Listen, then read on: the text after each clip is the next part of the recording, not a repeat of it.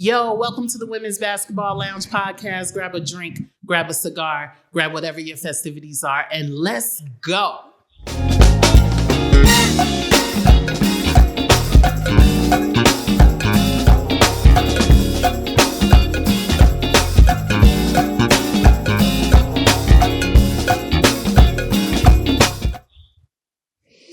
Welcome back. What's up, Mick? Episode 13? Is it 13? 13. Episode 13. I threw myself off last week, so I don't even know what episode this is anymore. Maybe we should stop counting. Maybe not. Maybe counting the episodes is a problem. Maybe so. We just need to say next fucking episode. This is today's episode. This is what you got. So, how your last 2 weeks been? Oh man, last 2 weeks has been great. We wrapped up Texas high school basketball state championships. I got to see Aaliyah Chavez. If y'all don't know who Aaliyah Chavez is, you're under a freaking rock. She's the number one player in ESPN, number one recruit, highly recruited by everyone and anyone.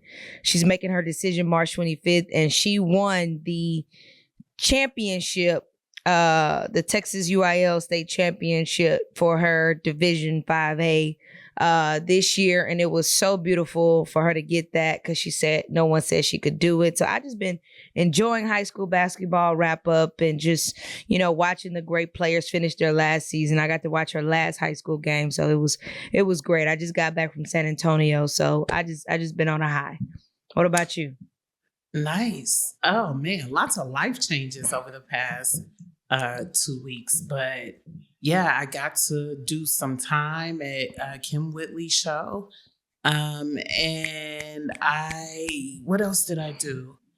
It's kind of hard to eclipse that, honestly. I did that the past 2 weeks.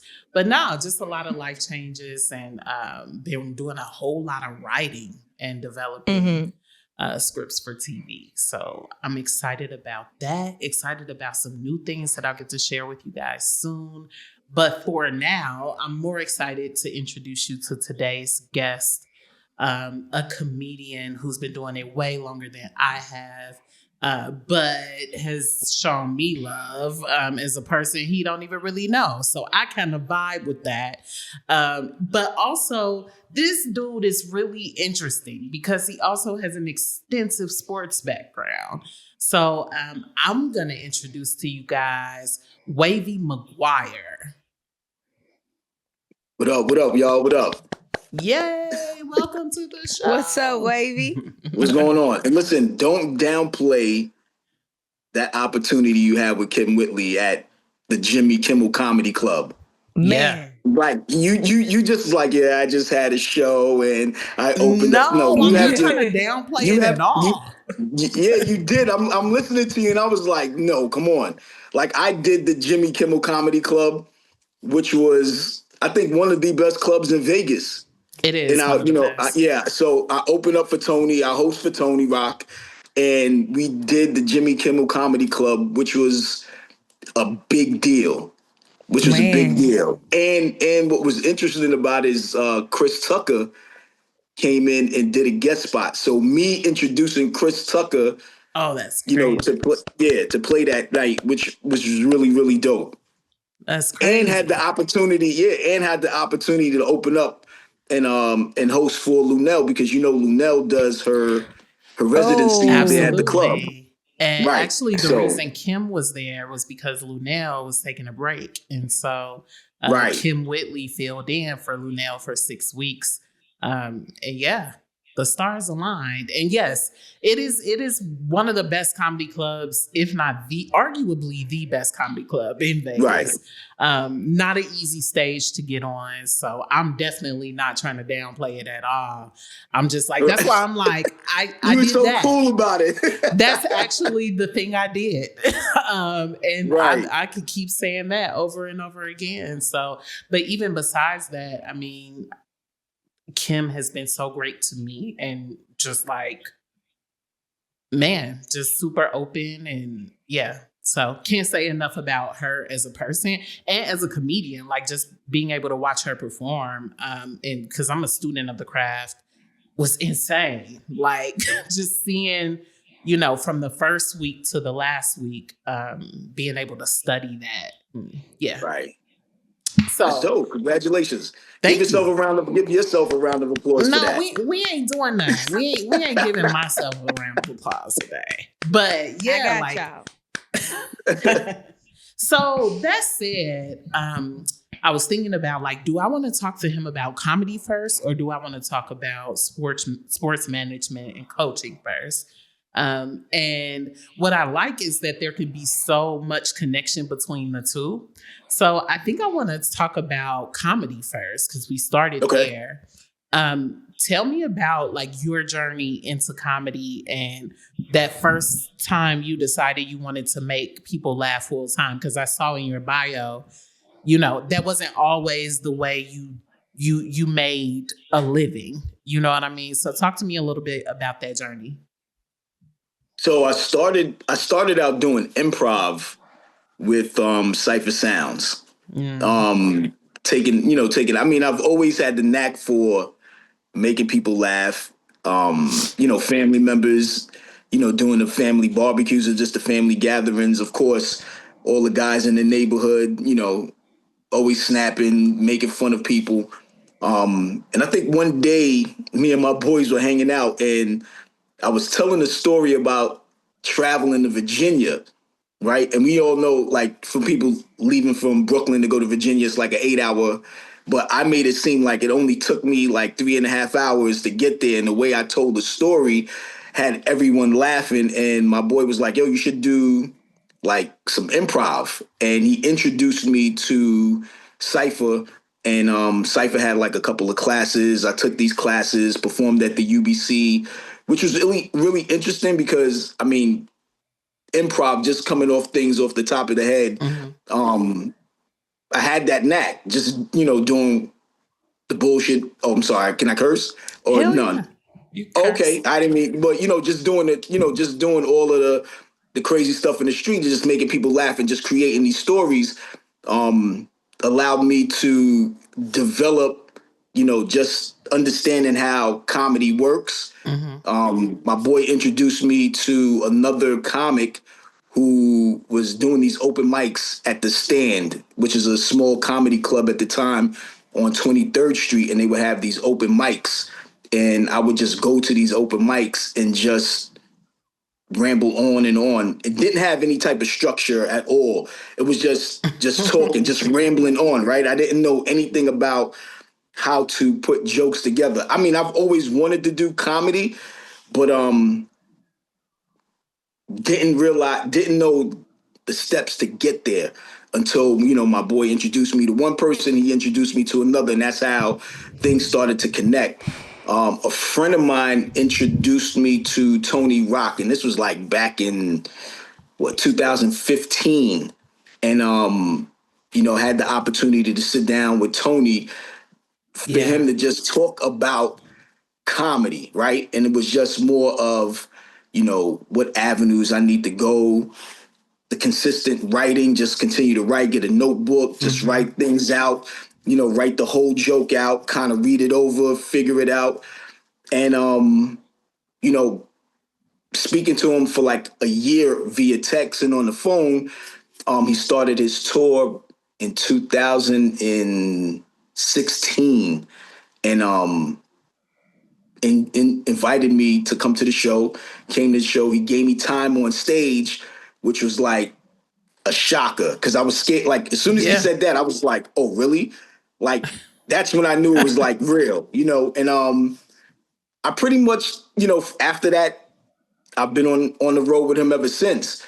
And I pretty much learned comedy watching him and just doing everything on stage. So, all of my hiccups and bombs and, have I bombed at a Tony Rock show, like hosting and open?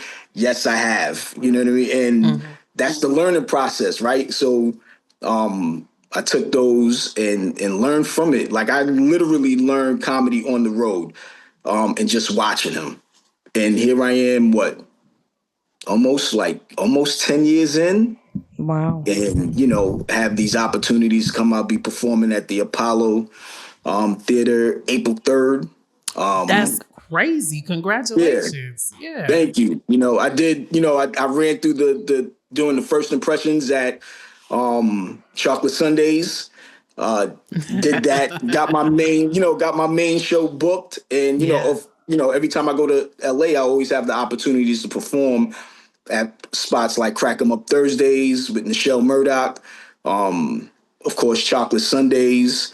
I did the Ice House with DL Hughley. Hmm. So, having the opportunity to be on stage and making strangers laugh, that's really dope.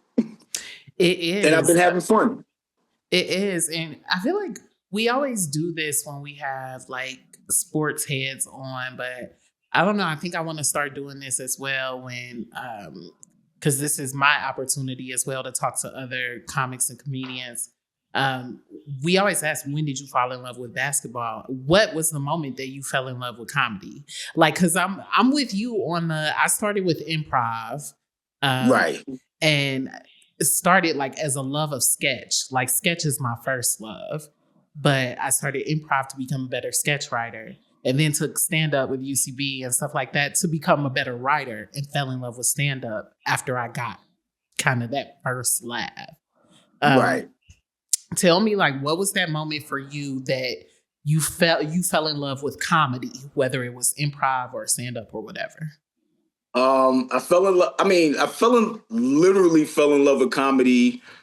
Um, watching the greats, Hmm. like, of course, Eddie Murphy, Martin Lawrence, Richard Pryor. But I think watching Eddie Murphy's Raw Hmm. was that. And then, of course, when Def Comedy Jam hit, I think I'm telling my age right now, but uh, when Def Comedy Jam came out, I was always up watching it, and I would literally write down like all of the funny comics. I would literally record their sets, write out their sets, and then go to school the next day and repeat all of the jokes Wow. during at lunchtime. Mm-hmm. Mm-hmm. So it started with, and I hear a lot of comedians say that, like it starts with just like mocking somebody else, like Right. just trying to do what somebody else did. I think that's so cool. And thank you for sharing that journey with us. I'm going to ask you one more question just about Yeah. comedy. How important was it for you? Like two parts. How important was that relationship with Tony Rock for you? Because like I see a lot of like I'm gonna call them senior comedians talking about Mhm. how much they enjoy connecting with newer comedians. But I also feel like newer comedians are always scared to kind of make that connection. But when it happens, it changes everything, I think. So how important was that relationship for you? And then I had another question that I forgot. So just that one for now. So it's really important because it's like when I first made that connection and we sat down and spoke.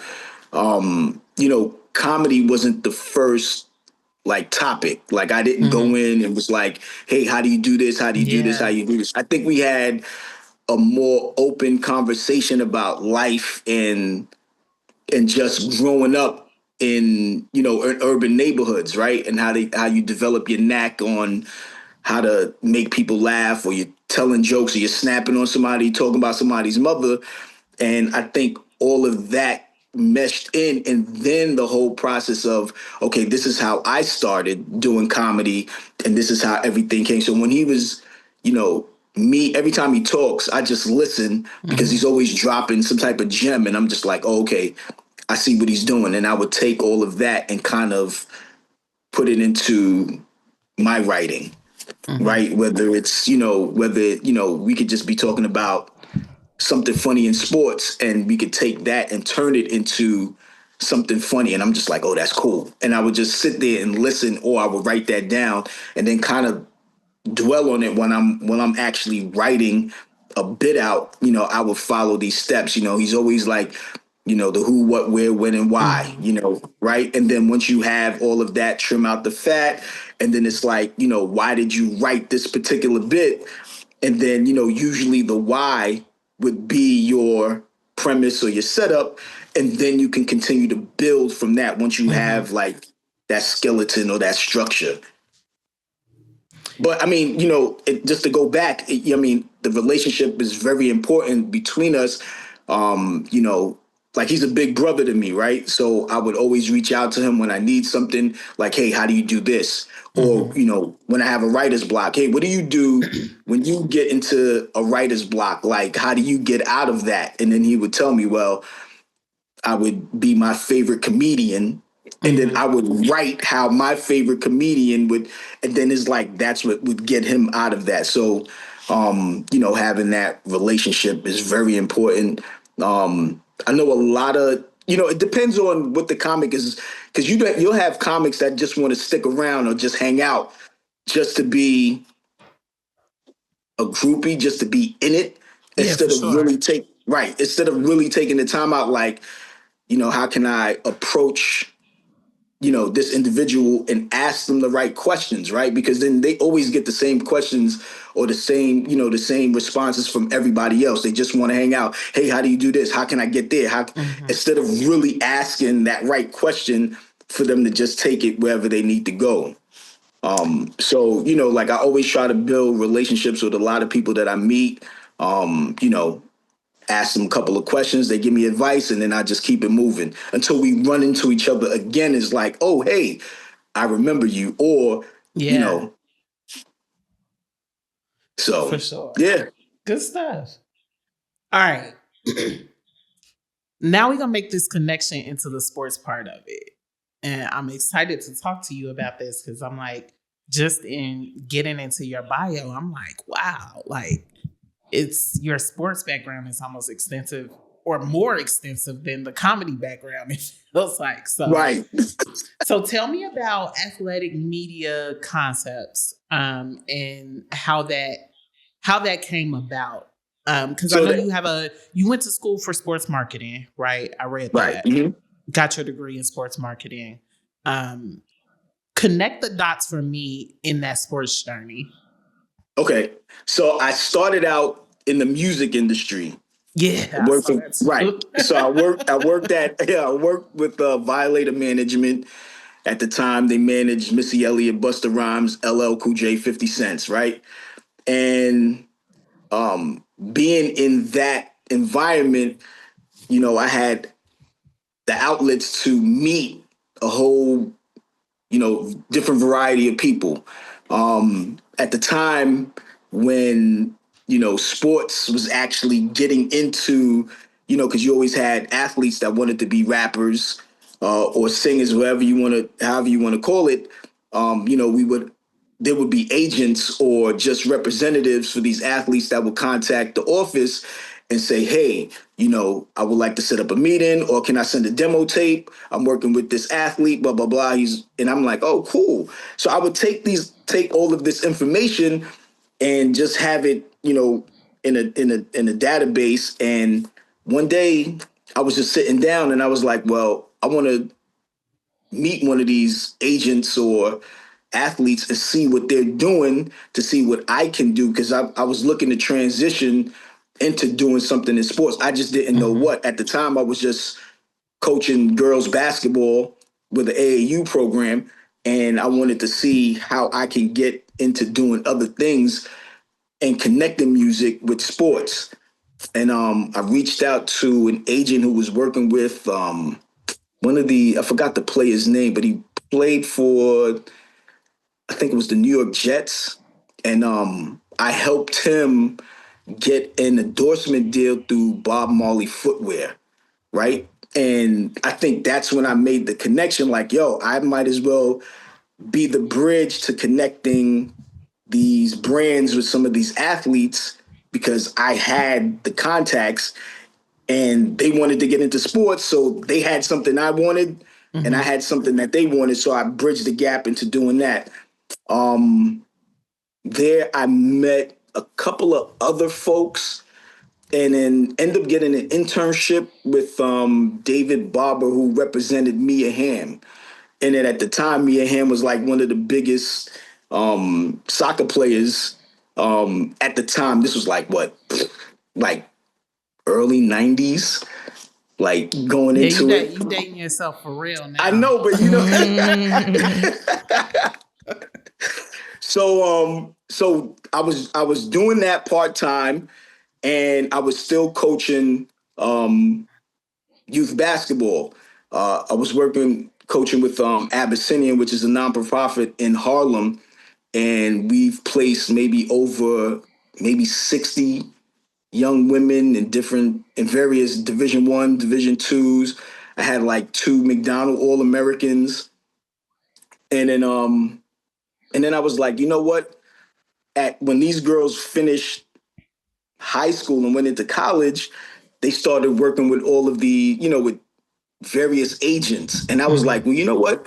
All of these girls that I know, I was like, I might as well try and represent them because I've already had that relationship established. And went ahead and put all of my eggs in one basket and reached out to the WNBA Players Association and got my certification.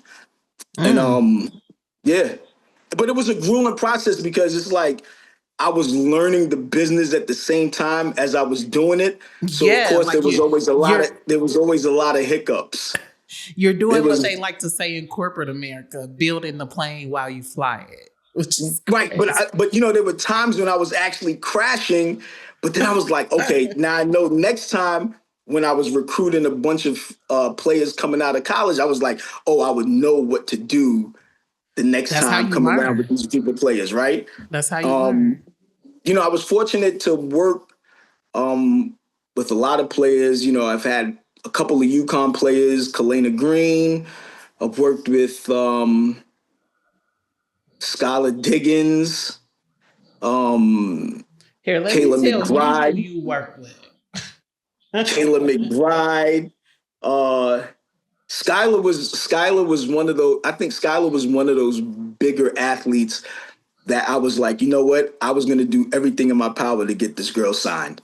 And we were this close, but I thought that was a great ride. Like really meeting with the family. Like I took a trip down to South Bend, Indiana. I was not knowing what the hell I was doing, and tracked down the family and was like, yo, this is who I am, and I think that's what it is when families see that, and it's not just like, you coming in, it's like, wow, this dude knows us. Like I had to do a shitload of research on the family and on the players, so that way when I'm speaking, they know exactly like, okay, we know what you're doing. But of course, you always get the like, yo, who are you?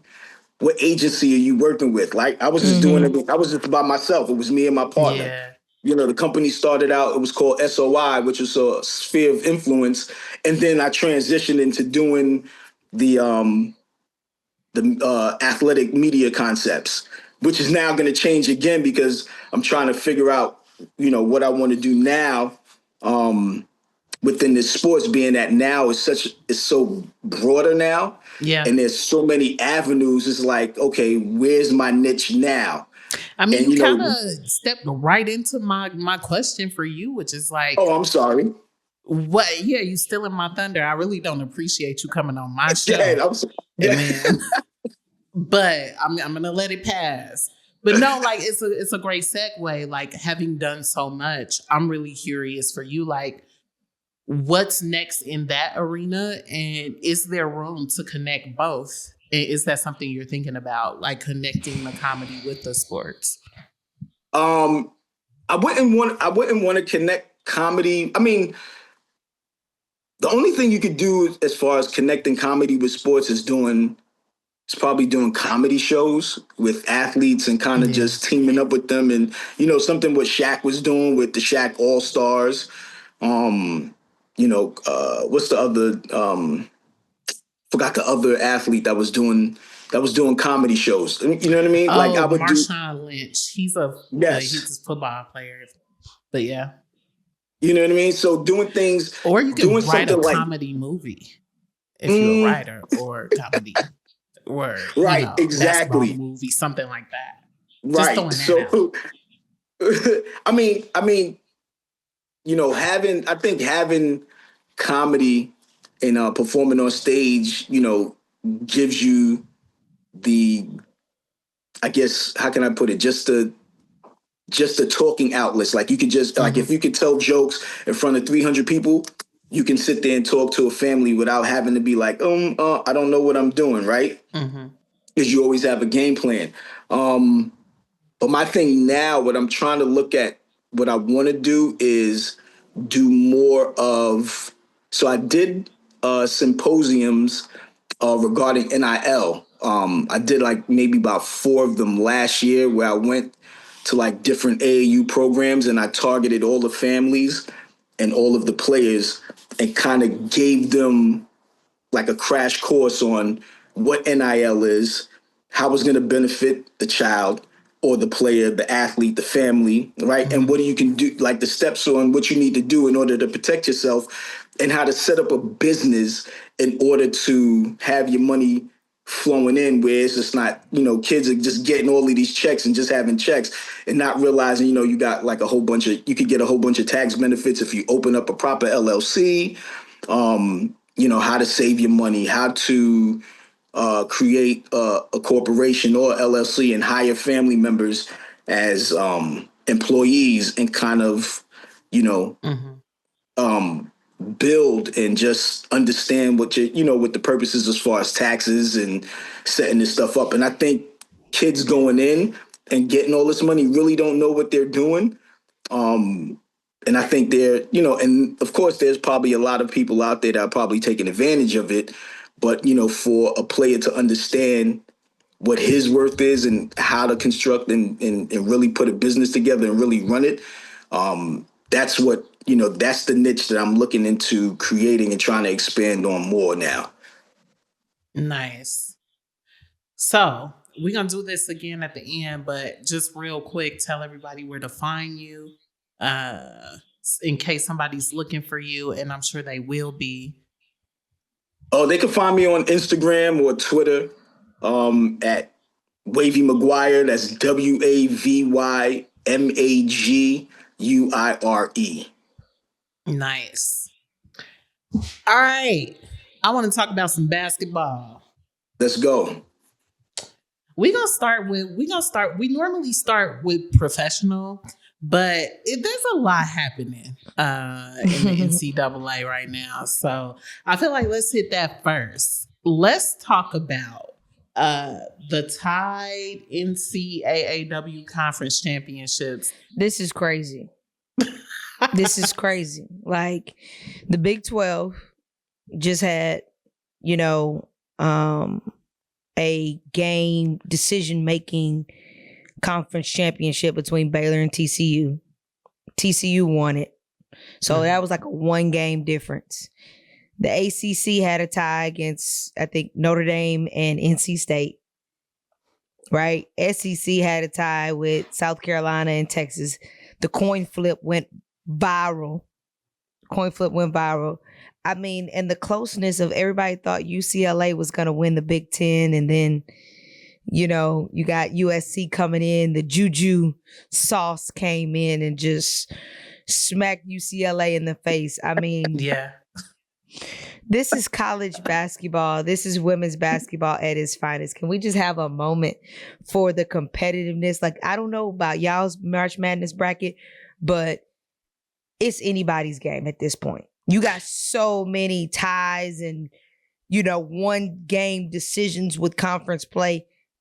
Any USC, South Carolina, Notre Dame, UCLA, Texas, North Carolina State, anybody can win it.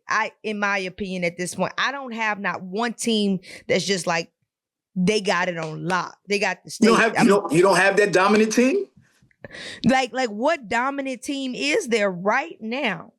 Right? Not a month ago, not 2 months ago, that just got this in the bag. Not like UConn, Notre Dame, South Carolina, UCLA, USC, Texas, LSU. Like, nobody has this in the bag like that. Like, I mean, tell me what y'all think. Like, I don't think nobody has. Like, it is going to be anybody and everybody's game based on that night, based on a scouting report, based on health issues, injuries, who's knocking down shots, like, and who's playing defense. Like, it's going to be anybody's game in March Madness for me. For me, top 10 NCAA in the AP poll, top 10, anybody can win it. Just my opinion. Okay, so I agree. Like, I do think we're having one of those seasons. First of all, let me say this. It is, in fact, the most wonderful time of the year.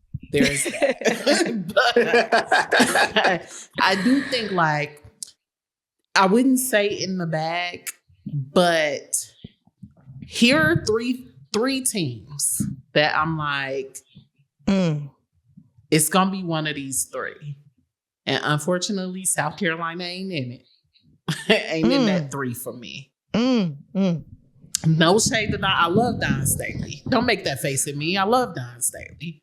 But the three, I think right now, UCLA, Notre Dame, and LSU.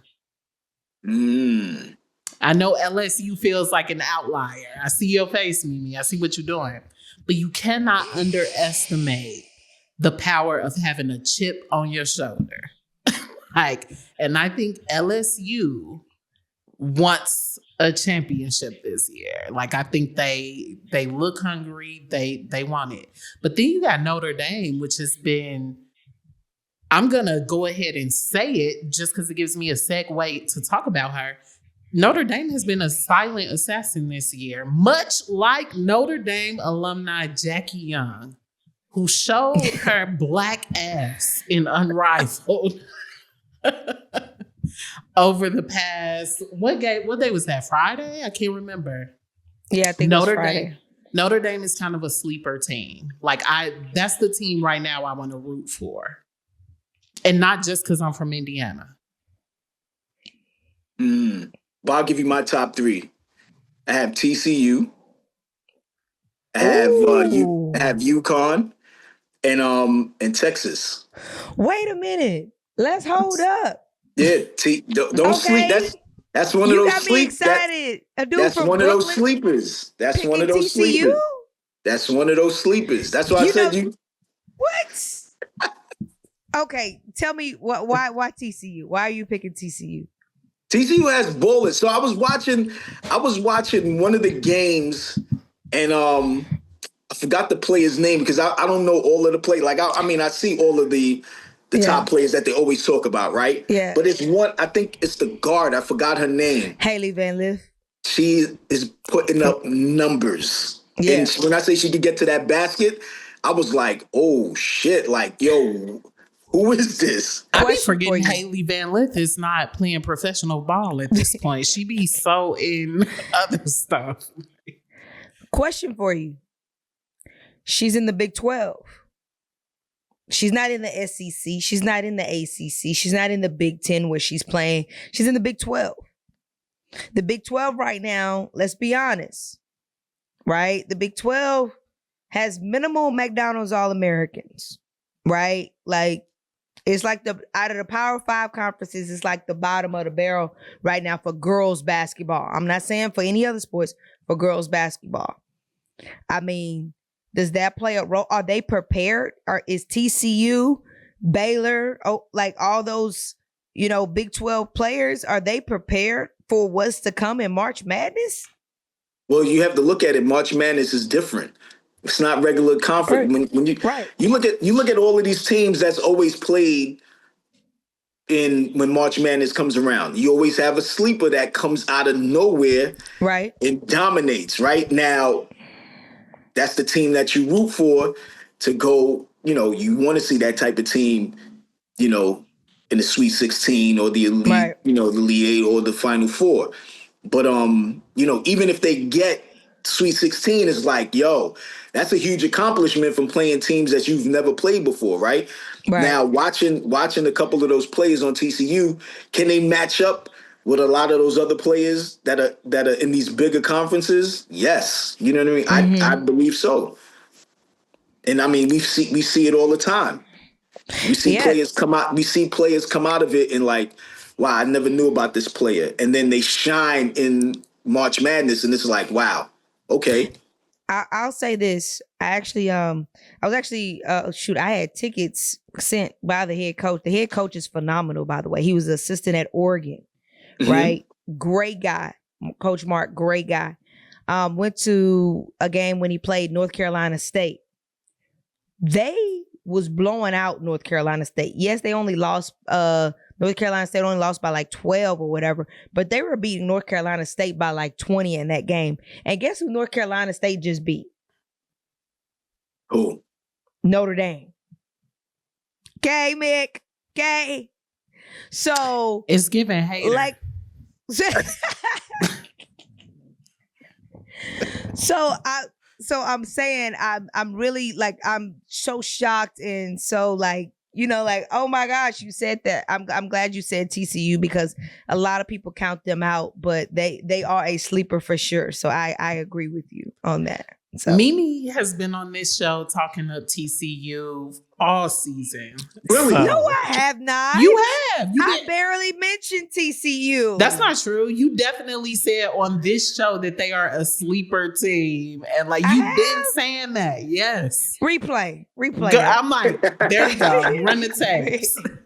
We got enough tape now that we can start running the tape. Yo, speaking of which, speaking of which, a funny moment in Unrivaled with Teaspoon when it's the Vinyl, because she coaches Vinyl, right? Vinyl against Laces. And she didn't realize that she only got one, what do you call it? Replay, whatever. You only get one. And you don't earn it back even if you're right about it. So there was this moment where she tried to get another one, and there was this whole big confusion. Like she was like, "I don't get one, I don't get another one." I think she was mic'd up that game too. I was like, "This is a bad look. This is a bad look, Teaspoon. Like you looking real intense right now."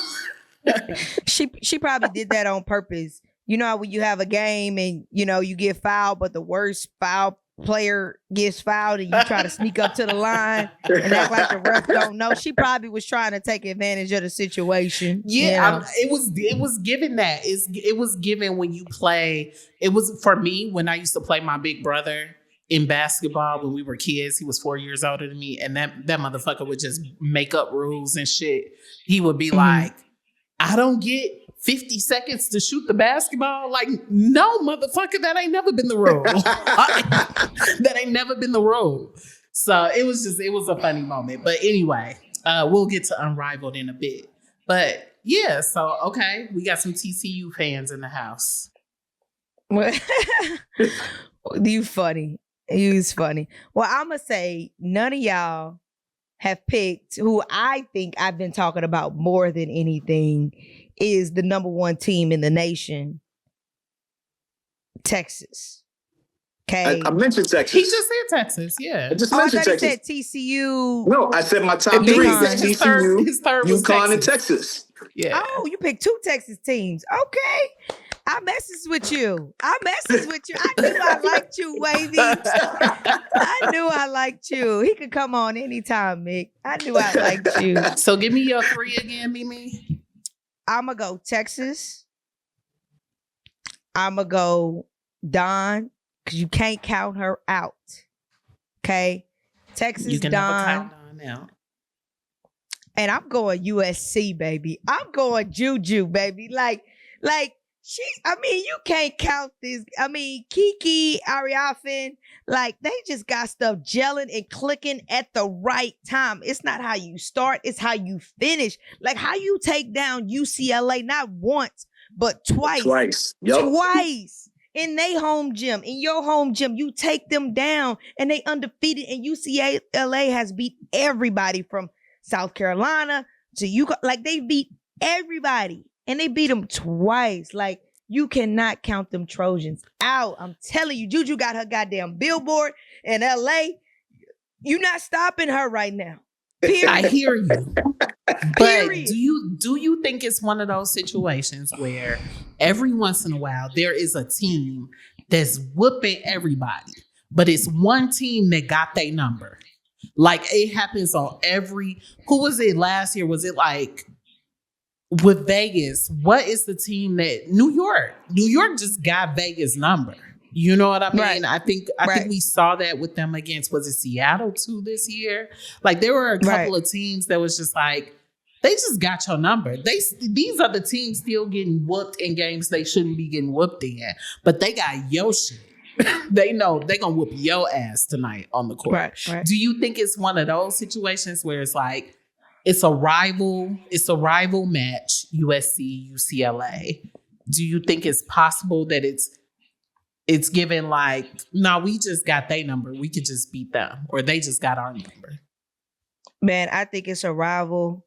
You know, like I know somebody that. Real She quick, talking about USC. You USC talking and about USC and UCLA. and UCLA, Yeah. Because that rival is crazy. They shut the city down. Like LA is shut down when they play. Like that rival is on purpose. And like I'll say this, I just heard on social media the very first Juju Watkins NCAA basketball game, like the very first ever basketball game loss was against UCLA. Like her first NCAA loss was against UCLA, and she has not lost to them ever since. Like there's a vendetta. They got UCLA's number, and guess what? They got to face up in the regional, right? So both of them can't go to the Final Four. One of them got to go to the Final Four. Agreed. Well, there's also a good chance that they could face in the Big Ten as well, which we're about to talk about a little bit because I'm excited for some of these matchups, even though we don't see some of the teams that most of us are really excited to see, like USC, Maryland, UCLA, Ohio State, which a lot of people don't realize. Ohio State, that was people a good not talking game. about Ohio State versus Maryland. Yes. People should probably talk a little bit about Ohio State. Like they're a really good team, and I feel like they're gonna end up upsetting some folk if people don't pay attention. Who do you think is a sleeper team this year? Maryland. Okay. Maryland, veteran coach, hungry, getting tired of being slept on. Maryland. So we see those teams play this coming Friday in the quarterfinals of the Big Ten. So that's gonna be some games to watch. I know what I'm doing Friday.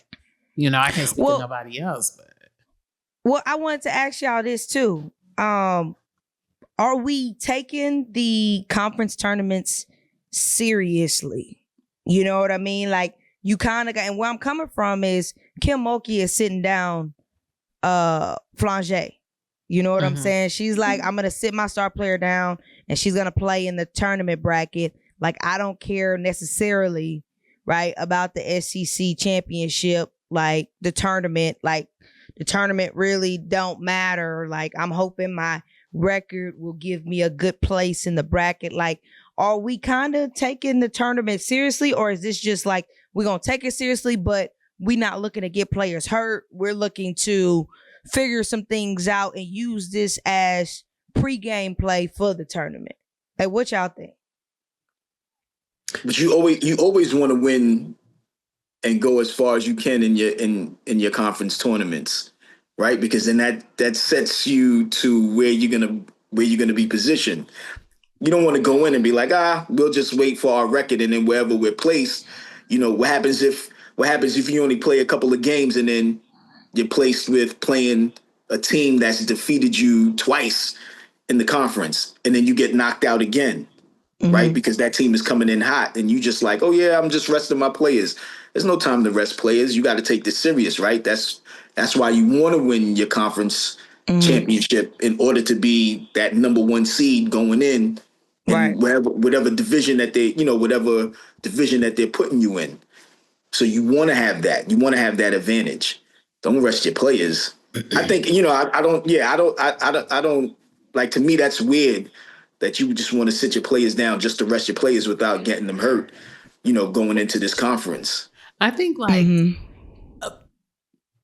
either way, I think it's really telling, because even if I do, to Wavy's point, if Kim Mulkey is sitting Flau'jae down, it's because Flau'jae is not all the way healthy. That's just my opinion. She might have a minor injury that they don't want to aggravate or whatever the case may be. But I can't imagine Kim Mulkey sitting her down just for the sake of resting her in the conference tournament. Okay. But I could be wrong about that. But I will say, from a different perspective, either way is pretty telling. Because if I sit my stars down, then what we watching is the depth of your team on the floor, which matters.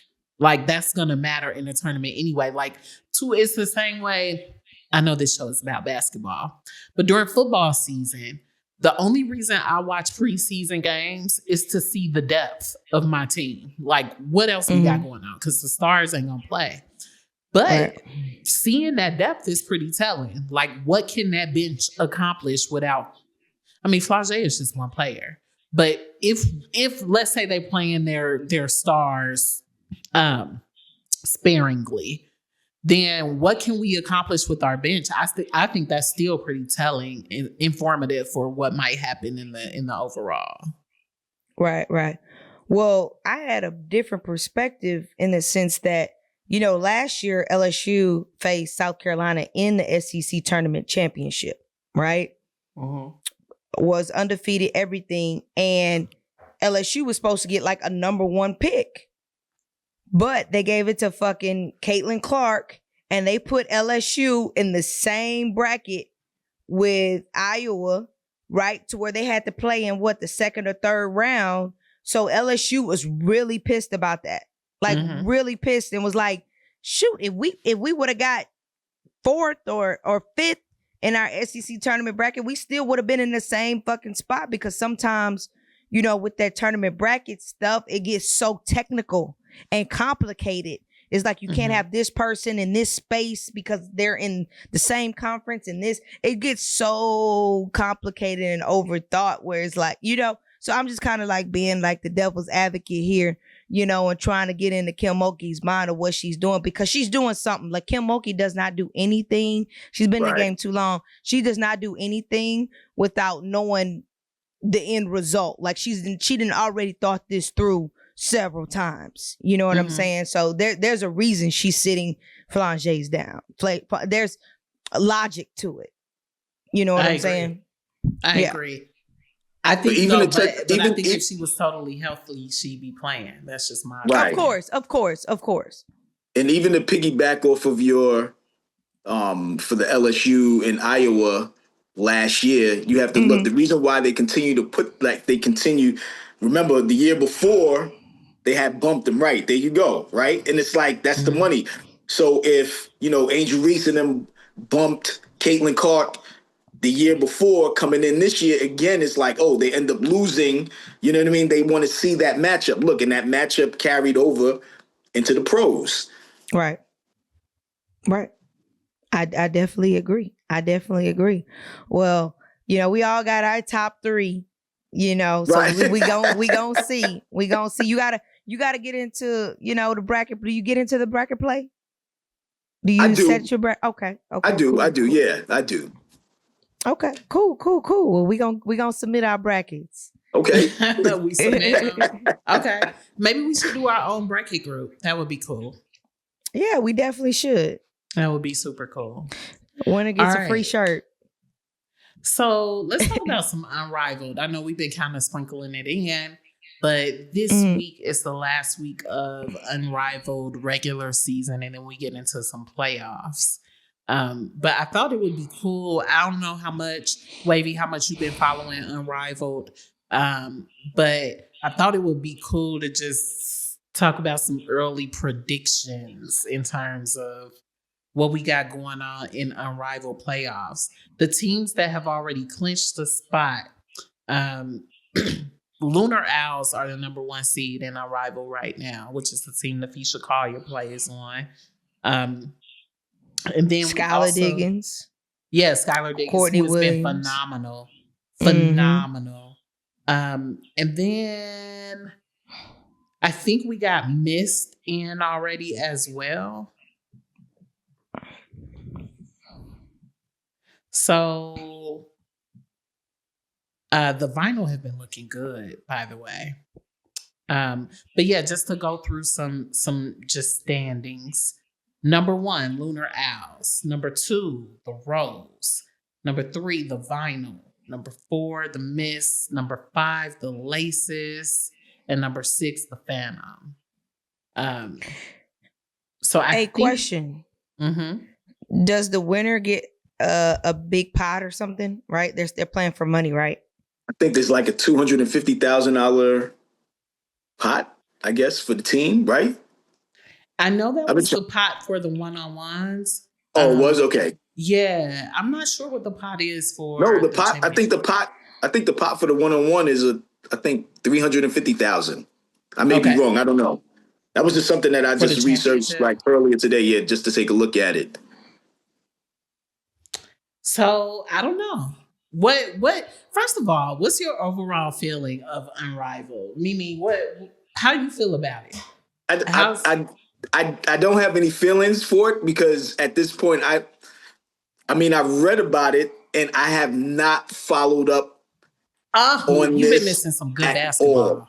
You've been missing some good goddamn basketball. From the highlights that I've seen, I mean, I was watching the battle between Angel Reese and forgot the other player. I think there was like a one-on-one battle with them, and I was watching that, and watching that, it kind of exposed Angel Reese's game, and I was laughing. I was like, "See, you got to take this shit serious, right?" And like, it's not all about fun and games, and I'm like, it's serious.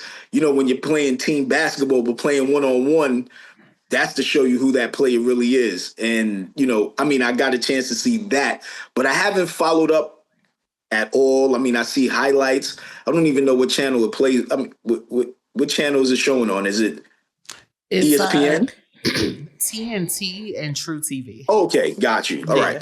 Well, they do need to do a better job of like, I feel like it's not as advertised on TV and social media on like, tonight's games, you know what I'm saying? Like, some people just don't know when it's coming on. So and that was the thing. I didn't know until it popped up, and I was like, "What is this?" Yeah. I feel you on that. Like Mick texted me on Friday night and was like, "Hey, you watching Jackie Young?" And I was like, "Oh snap!" Like I didn't know it was coming on. So yeah, I had to go back and replay it. I mean, Jackie Young is my favorite player just because it's not a skill thing, although I think Jackie is amazing.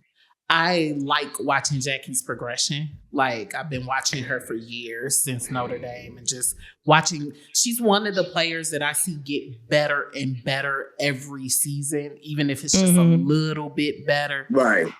So I like watching Jackie. But yeah, you've been missing some good basketball. If you get a chance, it streams on Max, and you can go and yeah. I'll definitely take a look at it. Yeah, you can go back and watch it. Like, I mean, some good fucking basketball. Here's one thing I will say that I hope they do differently in Unrivaled, and y'all can tell me if y'all disagree with this. I like that the final quarter, the last quarter, there is a winning score. For those in our audience who don't know, there is a winning score in the final quarter, and the last quarter can go as long as it needs to go for a team to hit that score. So that said, there's always a game-winning basket, which is exciting. Here's what I don't like, and I think they should change. I don't think you should be able to win on a free throw. I think, like, if the final point is a free throw, then you should have to get another point some other kind of way. Just my opinion. Why not? I mean, just like in a game, like I just watched a high school game where a person fouled with like 0.2 seconds left and they got a free throw and won the game. I mean, this is not a basketball decision as much as it is a marketing decision. This is the marketing professional in me saying, like, that there's just not the same excitement about a game-winning point that's on a free throw as it is when somebody hits the game-winning point, in play. So from a marketing perspective, I think they should change that rule because, yeah, it's not. So It doesn't work. let me ask a marketing-wise question. to me. Since you are watching this, what makes this league different from the WNBA? How is this league able to get TV broadcast rights on TNT and Max, and the WNBA continues to struggle with its own like that? That's why I was like, wait a minute, how is this working? Like, the league has been around since '97, and here this league just came in. This is the first year, right? This is its first year, and they have but so much. And these players are getting, I'm looking at the pot. I'm like, yo, these players are probably making more money in this tournament than they do in their regular contracts playing for the WNBA. How is this different? When you got me, the right investors. Yeah, I was going to say private network investors. Is power. Network private is power. Investors. Network is power. If I had the bag, I could go invest in Unrivaled right now. It's like it's like private investors. And I don't think, and I don't think people have the same faith because there's a gymnast who's an investor in it. But I don't think people have the same faith in the WNBA, and the WNBA is gatekept to such a great extent that you can't have. There are probably a lot of people who would pour money into the WNBA if it wasn't so gatekeepy. Like, how do you get in as a WNBA investor without being like an owner and some other stuff? Right. So do you see the success of this tournament, do you see it being like the future of women's basketball and more teams coming in and growing? I don't see it as the future necessarily of women's basketball. I see it as another way to get people talking about women's basketball. Okay. Because it's 3-on-3, right? It's a totally different game than the W. So I like that because it's completely separate. These are two separate things. But even besides that, like just the excitement that Unrivaled has been able to create, I think it's just another avenue for people to tap in. For example, the one-on-one tournaments. Now the NBA is thinking about, should we be doing one-on-one tournaments All-Star Week? You know what I mean? And that's huge. That's a huge thing. So I think it's just another avenue for people to pay attention. Yeah. What do you think, Mimi? I see. Mimi's quiet. I see Unrivaled as and one for the NBA. You know, when we had and one, it was exciting, but we knew when it came to real basketball, we had the NBA, you know, and then in the off season, when we wanted to see something exciting, when we wanted to trash talk, when we wanted to see, you know, the star players, the professor, helicopter, you know what I'm saying? Get some excitement, and just go back into the fun part of basketball, you know, instead of the less competitive, like your team, you could cheer on that player, right? Instead of a team. Like, I feel like Unrivaled, we're cheering on players instead of teams a little bit. You know what I mean? You're cheering on your favorite player. So I see Unrivaled being that and one league that was for the, you know, like for Unrivaled being for the WNBA. Is like you're keeping the fans involved. You're keeping the fans knowing, you know, about the game, and just keeping that year-long girls basketball going. Like, but you know, wouldn't that be considered like the big three? Yeah, but big three don't have Unrivaled marketing. The big three don't have Unrivaled investors. Like, I don't think people realize, like, the investors of Unrivaled is crazy. Like, you got LeBron James, right? You got Tom Brady. You got Don Staley. Like, you got Serena Williams. Like, you got all these kings and queens of sports from all sports, right? Not just basketball. Like, they've come from, you know, you got tennis player Coco Gauff, you know, investing in the Unrivaled. So you got all these people that have all these connections with ESPN networks, all this stuff. And it's you got these private investors. These private investors gonna make that phone call because they want their money back. You know what I'm saying? So I gotta say, you said and one. I don't know. You might not be old enough to remember this, Mimi. But Wavy, I feel like you should be. It's like the old days when we had Gus Macker. Do y'all remember Gus Macker 3-on-3 tournament? No, was that a regional thing in the Midwest? Gus Macker was the name of the tournament was the Gus Macker tournament, Okay. right? Well, it was And something. It was something like, yeah, it was something like Nike Battleground, because Nike Battleground did the same thing. Street 3-on-3. ball. Right. The right. excitement that I see around Unrivaled reminds me of that. And Gus Macker was like an event. And we talking about at a time where you didn't have cell phones to record games. It was the event of the summer. You could not wait to go see the Gus Macker 3-on-3 tournaments. The excitement that I feel around Unrivaled reminds me of that. So for all my Midwest people, y'all will get that. And then that will make y'all go turn on Unrivaled, which you should. So there's that. But well, it's just interesting to me, because I'm looking at it from like a standpoint of what I said, what the league should have been like almost 10 years ago, right? The league should have like disconnected from the NBA totally and just be its own entity, where they had investors come in and invest in these teams and play in smaller venues.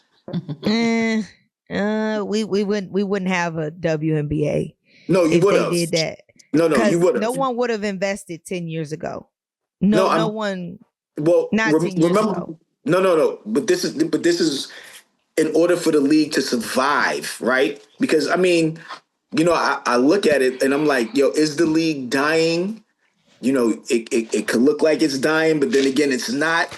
That's how, at one point the league was like, who really, they were giving tickets away.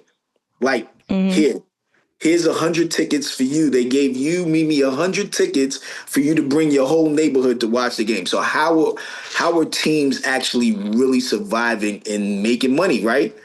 And that's why I said, if you're bringing in these private investors, or these investors,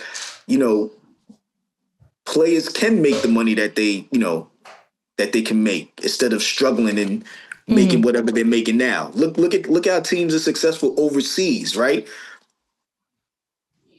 I mean, they have a governing body, but a lot of these teams are privately owned, where you have a multi-million-dollar CEO that's paying these players X amount of dollars to play. Right. Well, here's the issue, and I think, and this is not talked about enough. Like, this is a fact. This is a fact. The WNBA survived off the NBA. Like, literally, there were incentives, right, that David Stern and Adam Silver put into place, where if you were an NBA team and owned a WNBA team, you got certain breaks. You know what I'm saying? You got certain incentives, certain privileges as an NBA. Like, they were begging NBA owners to be a part of, the WNBA, and like basically have both. Right. And so, but certain owners was like, no, because the NBA was losing money every year. Like, they would lose money every year. Right. But I believe that, like, when that happened, there's certain teams, like, when the New York Knicks owner owned, the New York Liberty, when that happened, like, the current owners of the New York Liberty had to pay so much money back to him, so he can feel like he got some money out of it, that like now these owners are gatekeeping, like you said, Mick, because they want their money back. Like, now their investment is on the rise. Like, they're trying to get their money back, and they're holding on to this, and they're gatekeeping, and they're not letting nothing go, because they're like, hey, we're finally getting the break we deserve, and we've been in the hole for so many years. Like, now it's time for me to, and so it's just like a greedy thing. It's like a greedy world, But at one point, team owners did have ownership of these WNBA teams, right? They Right. felt like they were putting more money into the WNBA team where they should have been allocating the money To the towards their NBA. to their regular teams, right? So Mm-hmm. then that's where a lot of teams were actually shutting down. But right, in looking at the NBA now, the NBA is such a watered down product. Like, are people really watch it? Like I used to religiously watch basketball Right. religiously. You can't tell me Right. nothing, right? Religiously. Now I don't watch once the football season is over. I'm just like, whoever's playing, I'll wait to the playoffs. I'll take a look at a couple of games, and and I'm just like, whoever wins. It's not a good product anymore, right? It's No. watered down. To me, it's just a watered down product, right? Agreed. So now with the WNBA, where I'm looking at, like, the WNBA is a great product, right? But how do you sustain that?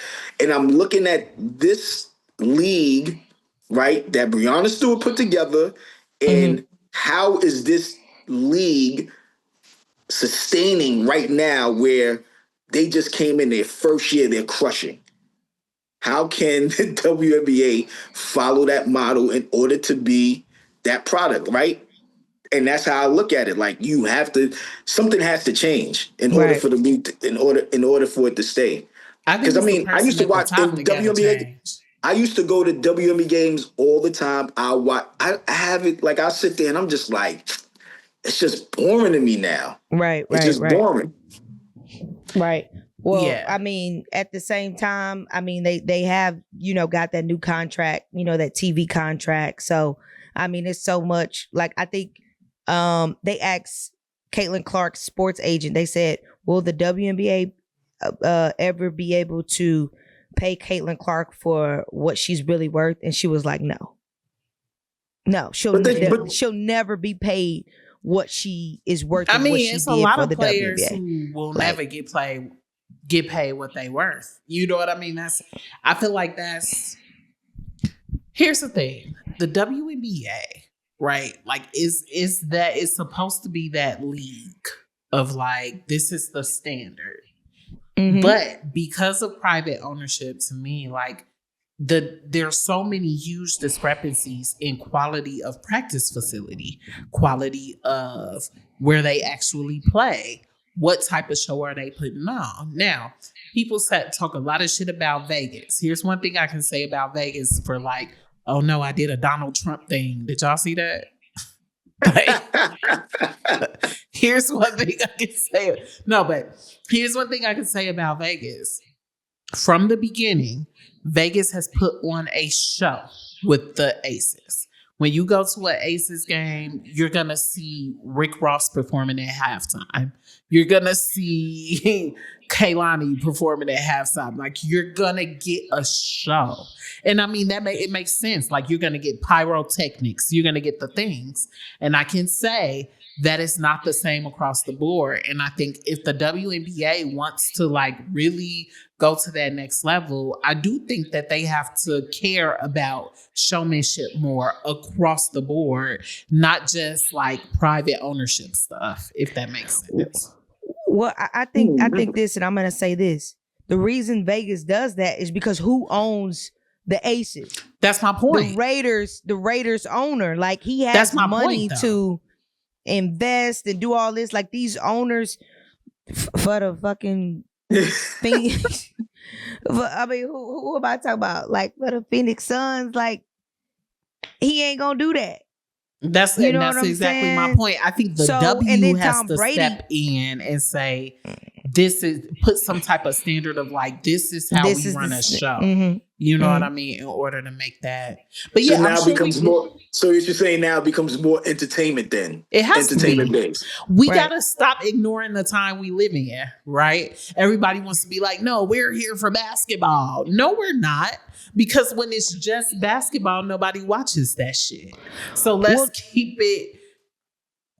We'll have the rate. See, and that's what I want to do. I want to compare the ratings for this league versus a regular game in the WNBA. Like, whether they're rated, right? Their ratings must be higher because, I mean, You won't catch a WNBA game on TNT or Right. or TNT is huge. and you basically like, you're really not even this TVD that they signed with ESPN. You're not seeing that on ESPN at all. You're probably catching it on ESPN only during playoffs. Yeah, right. Only during playoffs. Yeah. Most of the games you're gonna catch on Ion TV every You have Friday to night figure when the out how to season watch starts. it. We've talked about that on this show. Like you gotta start watching the WNBA game 20 minutes before it starts, so you can figure out where it is. Can you watch? Like you have to really. But we do have a new media contract, and so I'm hoping that changes this year. Because I mean, even the WNBA League Pass, which I subscribe to, because I want to watch every game or whatever game I want to watch.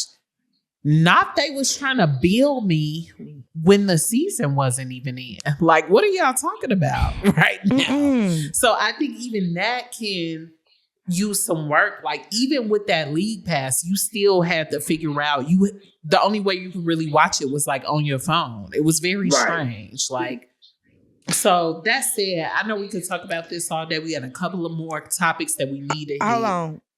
I'm gonna say this, Mick. This is important. We were talking about it earlier before we hit record. Serena Williams is now one of the new co-owners of the new team in Toronto. That is huge. That is right. Huge. We talk about gatekeeping and all that. Why has the NBA been successful? For me, the NBA has been successful is because they've had multiple owners in one team, right? Like multiple owners. Y'all know how many people have shares in the Detroit Pistons? Like I Googled it. I didn't even know Will Smith and Jada Pinkett Smith got shares in ownership into the Pistons. Like I was like, what the hell? You know what I'm saying? Like, so like in the WNBA, that doesn't happen. It's like one sole owner. Like the Wings, one sole owner, right? Like now you got Aces opened up, Tom Brady and the owner of the Raiders. They're kind of like partnering together. You got Chicago kind of partnering together with Dwayne Wade, but you got New York sole owners, right? Indiana sole owners, Phoenix sole owners. So I think like Wavy said, like once you open it up and stop gatekeeping as well as you, like, and we get more people invested into this league, we're going to get that TNT spotlight that, you know what I mean? Because you have that network that's invested into that league. So we got to open it up to the haves, you know, and not the have-nots so we can get this league going. The league needs to separate itself. I'm telling you. Things even like this show, right, impact that. Like more people are talking about the league. More people are thinking about ways to tap into. More people are thinking about ways to talk about the league. So a lot of that I feel like has to do with the amount of people, especially these days, that are having conversations about it after the fact. So I think we'll see that change as well. All right. We gotta shift. Yeah. We gotta at least talk about, and I don't think we said on this show, I don't think we mentioned that Cleveland is getting an expansion team. The Cleveland, I believe they're the Rockers, are coming back. In Cleveland Rockers. Yeah, I think that was an old team back in the day. Yep, and they're coming back. They're going to be the newest expansion team in the WNBA. So, that makes me upset. But you have a couple. Oakland, not Oakland. What are they calling? I know it's a team. The Valkyries. Golden State. I think it's a Golden State team that's coming out. The Valkyries is their name. Right. Yeah. Which is a horrible name, but what? I don't like that name. That's Why? horrible. What you got against the Valks? It's gonna be abbreviated. The Valks is gonna be awesome. I'm not trying to hear none of this shit unless the Houston Comets come back.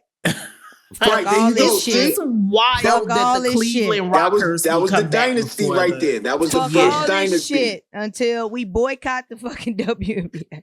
It's wild that Cleveland's team will come back before Houston's team. That is ridiculous. But hey, you know, whatever, right? All right, so Diana Taurasi retired. Congratulations. Congratulations. That's huge.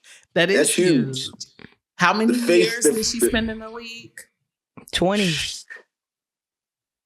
You said 20? I thought it was like 20 something, right? For some reason, I thought it was 26. Am I wrong about that? Maybe I'm Shit, making Diana Taurasi does older anybody than she is. even know how old she is? Because then I think she's been She drinking has that. she got the age serum. What? I swear. She could have been. She's like the Morgan Freeman of the WNBA. We don't know how old she is. She did exactly slick 20 back, years. That slick She did back exactly 20. that slick back hairstyle is lace front. Telling you. So 20 years, that's a long time. She did exactly 20. Wow. Yeah. Yeah.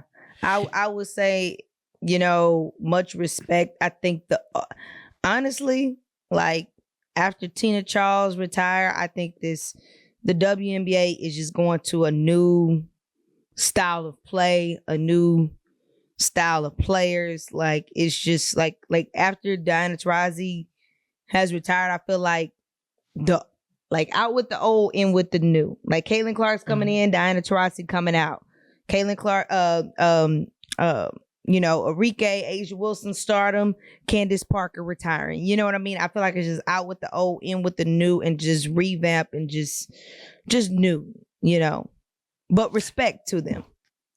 I mean, it definitely makes sense. Phoenix needed to get younger. I've been saying that. Anytime Brittany Griner would retire, is she going to retire anytime soon? I think we're watching Brittany's last season. I think Brittany, I'm going to stand by my assertion on the episode we talked about her moving to Atlanta. I think Brittany wants to retire in Atlanta. I think she wants to retire there. I do. Atlanta is a good spot for her. Is she originally from? No, I mean, she's from Texas. She is okay. It's a lot more, you know what I mean? Like accepting. I think she'll get a lot less flack. I think if I'm Brittany Griner, I'm choosing to retire in Atlanta.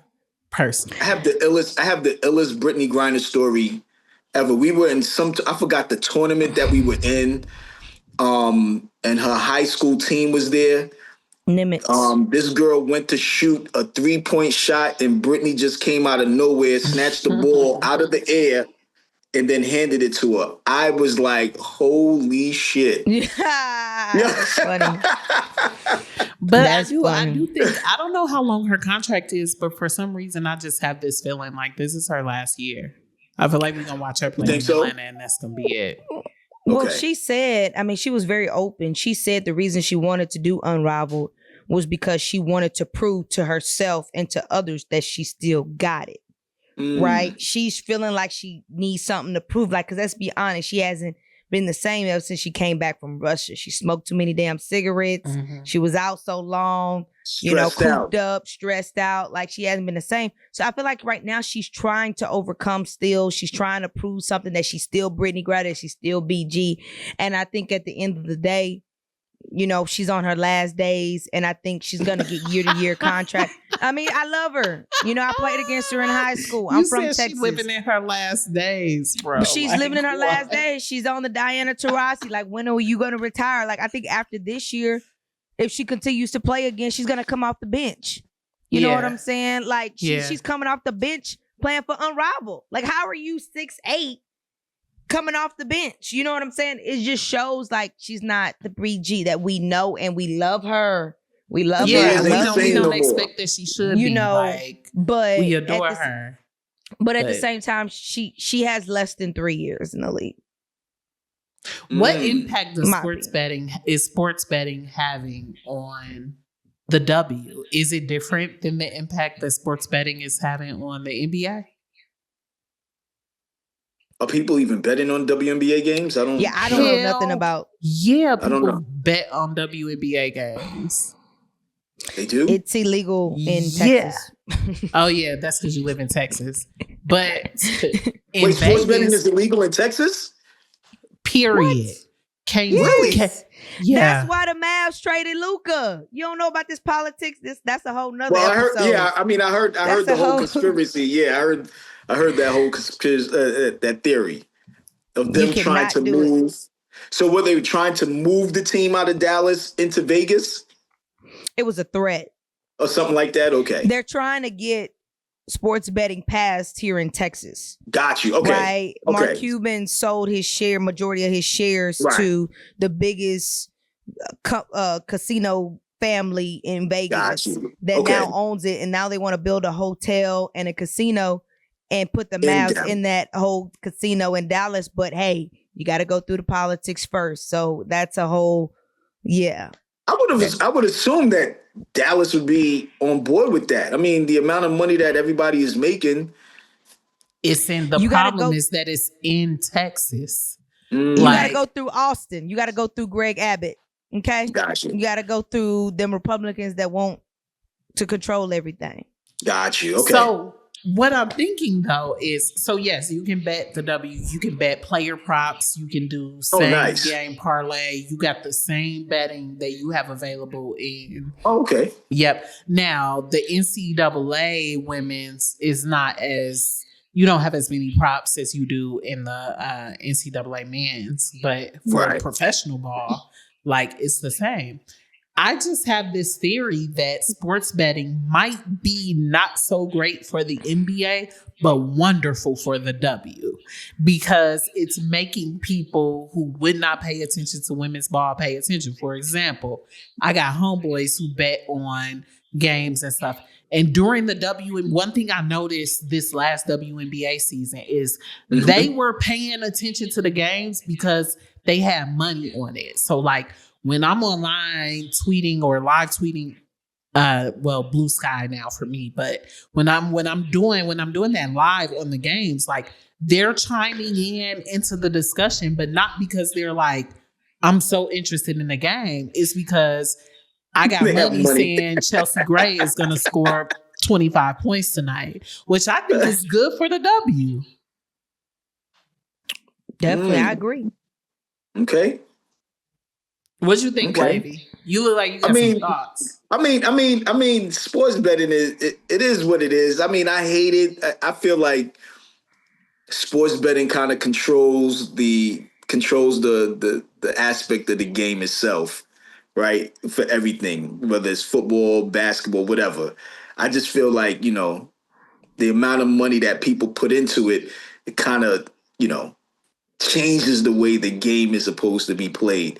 Where, if we made a bet, right? We made a bet like, okay, this team is going to win. The team would win on its own merit, and then you would get your money. Mm-hmm. Where I think, huge betting like that kind of influences a lot of things. It could influence refs.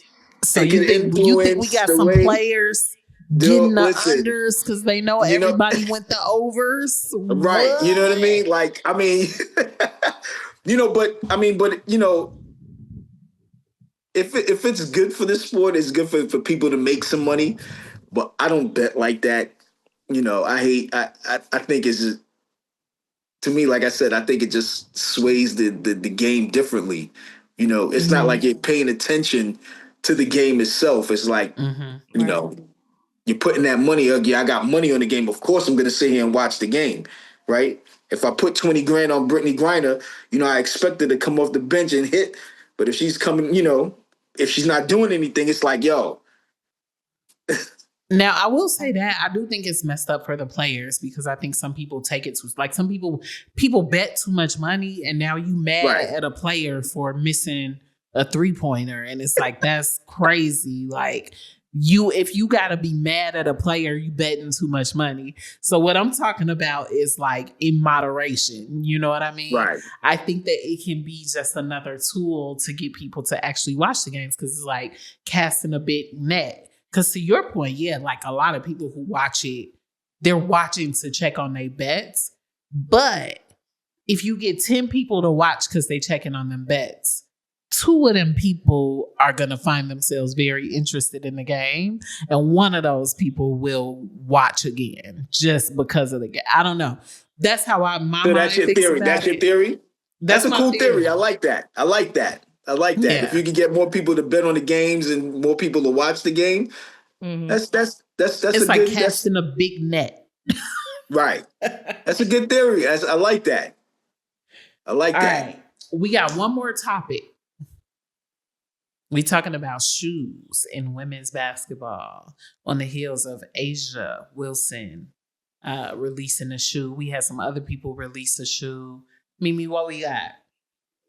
Yeah, I mean, we've had so many women release shoes. I'm like, I don't know if I know Mix a shoe head. Wavy, are you a shoe head? I've always thought the top two shoes that I thought Jewel Lloyd had one of the better Nikes. Oh my God. I'm loving him right now. I am loving him right now. Did you see the new releases she had last week? Yeah, they dope. Oh my She God. has one of the better shoe designs. Who else? What's the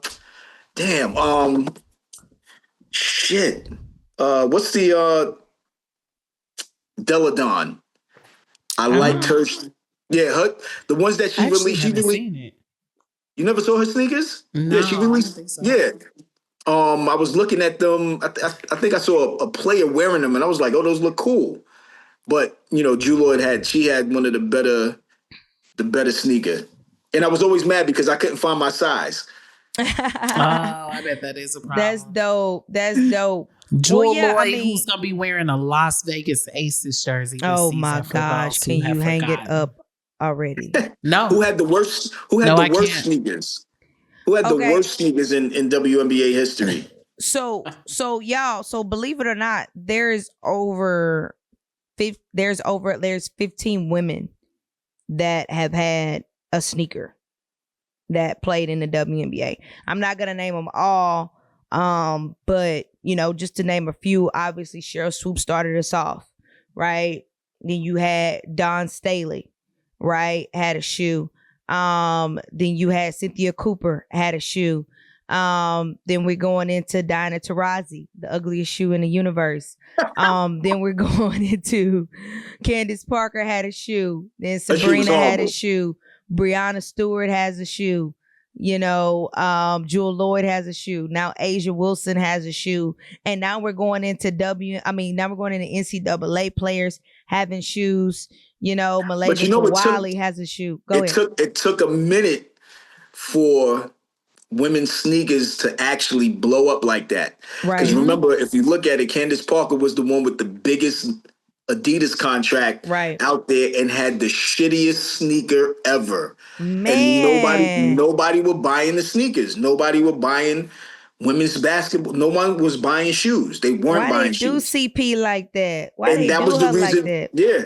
And that was the reason why a lot of players really didn't have big shoe contracts like that, because it was like, they're not translating.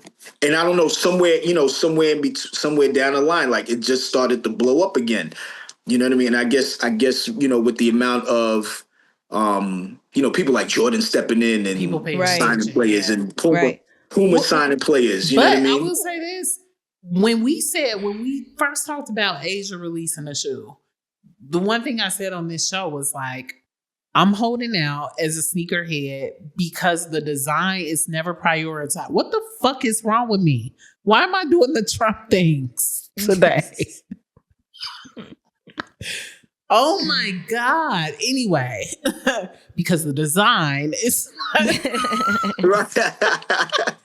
but I feel like they never prioritize design. So from the beginning, I was like, I'm going to hold out my for real excitement for Asia's shoe until I see the design. Because in women's shoes, they never put a designer like Tinker Hatfield, who designed Jordan shoes, like most of the retros, a fuck ton of the retros of Jordan shoes. Like the design is never the priority. But that Jewel Lloyd shoe is dope. Super dope. I got a different perspective. I think that Kobe changed the game for women's shoes. Kobe and the reason why do not prioritize design. Kobe got, this is no disrespect to Kobe Bryant, but Kobe's shoes, come on, man. Y'all not gonna tell me them shoes shouldn't be better designed. Let me finish my point. Okay. I think Kobe style of shoe changed the shoe style of women's basketball because when they did Kobe's shoes, it wasn't about design. It was about safety. It was about like his foot and how narrow his was. And they did a lot of research on the average basketball players, narrow like basketball players, like a typical basketball player has a very narrow foot. You know what I'm saying? And that's just studies show. So it was more about the science, right? So the science of Kobe's shoe, I think, changed the women's basketball shoe, because if you notice in women's basketball shoes, you look back at DT, Diana Taurasi, if you look at Della Dawn, if you look at Candace Parker, if you look at Cynthia Cooper, if you look at Cheryl Swoops, all of them, even Dawn Staley, all of them with high top shoes, because they didn't believe, they thought women, right? The science behind it was women had weak ankles. So you didn't have a woman back in the day with low top shoes. It just wasn't there. It just wasn't, you know what I mean? And so they thought the women shoe and everything had to be bulky and protect the foot because we have high ACL tears and all this stuff. So I think that affected the design. The science, I think they put too much thought into the design of the shoe. I mean, into the science of the shoe that made the shoes ugly. And here's a philosophical question. Go ahead. Here's a philosophical question. Who buys shoes? Who buys the shoe, the basketball player shoes? And why?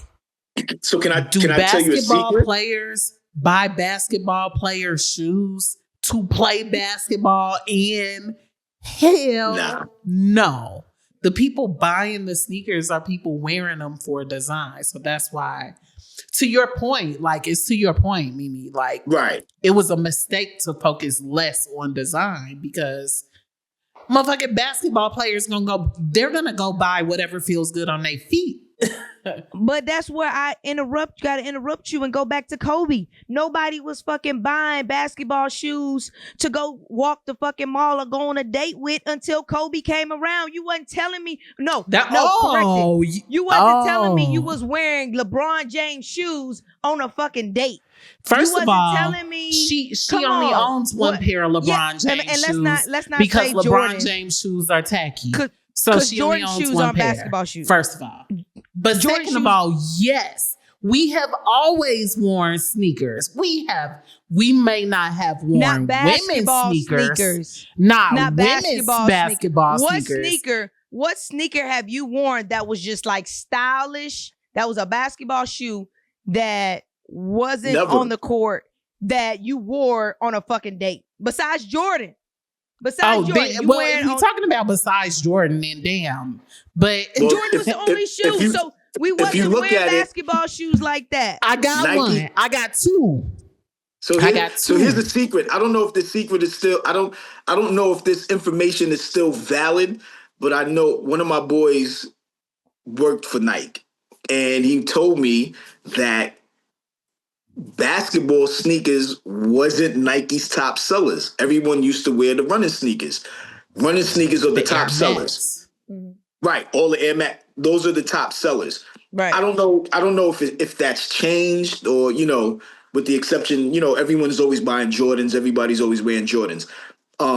But I used to wear a lot of basketball sneakers because I like the design. I like it, but then they just don't mesh with, a button down and some jeans, mm-hmm. right? You could just wear a cool pair of Air Max or whatever, and everything will flow, right? You get yourself a pair of all white Air Force Ones, you good to go. Unless you from the Chicago era and we wear a retro Jordan with everything. We don't care what it is. We don't care what it is. But I don't know. Okay, like I said, I got two more shoes just for the sake of argument. I have to throw these out here. I'm a sneakerhead. First of all, you're not gonna tell me that people wasn't rocking them Scottie Pippins like on dates, the ones with the big bubble air. Are they up tempos? Are those they were called the up tempos? Okay, they were the up tempos. But people will wear the penny. I got 2 pair of them on my rack right now. Yeah, but people will wear the penny foam posits before they will wear those I was about to get on the pennies next. The Penny Hardaway. What are you going to like? People was rocking them shoes. I just had to throw that out for argument's sake. It's all good. But. Basketball people was wearing them goddamn shoes. Wasn't no goddamn nerds. Now you got people that don't even fucking play basketball. You got golfers and shit wearing about to fucking wear Kobe's and getting the old AI. That's Jordan's like fault. That. And they don't even know shit about basketball. Jordan was a golfer. You know what I'm saying? And so he made low top versions of his shoes. Wavy, we getting into it. Wavy. I have a pair of low top. What do I have a pair of low top? 10s, 11s, 12. I got a few of them. That's Michael Jordan's fault because that motherfucker decided he wanted to play golf and started making low top version of his shoes. So that's why we have that, in my opinion. I've only owned 3 pairs of Jordans in my life, and that was it. I refuse to buy Jordans. Why? I don't like them. Because he's from motherfucking New York. That's why. The Knicks. I bet you got a punch up. Patrick Ewins. I bet you got some Patrick Ewins in his closet. No, you know what I bet you got? I bet in the course of your life, at some point, you have owned a pair of Bally's. I guarantee it. Bally's? No, never owned a pair of Bally's. But I did own the pair of British Knights. Fair. I would buy a pair of British Knights right now. I ain't even gonna hold you. I would. Well, I will say this. People will be buying Drew Lloyd's shoe. People will be buying Asia Wilson's shoe.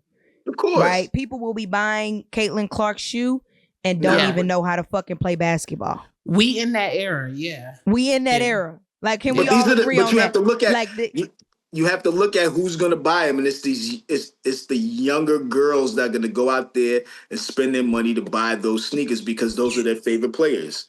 Wavy, no, I gotta go against you on that. You got old ass white men about to buy these fucking shoes. What are you talking about? So you got an old man wearing Caitlin Clark sneakers right now? Yes. What did you get? Can you please take a picture and send it to me? I want to see this. That famous actor, I forgot his freaking name. That go see Caitlin Clark. I want to see this. Okay. God, Nick. I need to see it. God, dog it. You know how many old white men about to buy her shoe? Let's take and then they about to get some for their daughter. And I'm queer, so I can say this. Let's pull the homosexuals out of the count. Okay? Let's pull them out. And now what do we have left? How many men are buying those shoes? Them grown. I'm telling you that guy daughters. I'm telling y'all, watch these men. Like, I go to these Final Four games. Please take pictures. These Final Four games, and these men are really fanning. Like they are really it be the men that be more fanning, like they wives be on some regular clothes like this hoodie I got on, and the men be having on. I watch women's sports with the Caitlin Clark hat with the scarf and the earmuffs and the buds and everything like that. They be showing out. That might be a regional thing. That might be a regional thing because I'm not seeing that as much in Vegas. Like it's more the women out here, and it might be player specific. Oh, okay. Yeah. Okay. That's different. All right. Well, we gotta get on a good fuck out of here.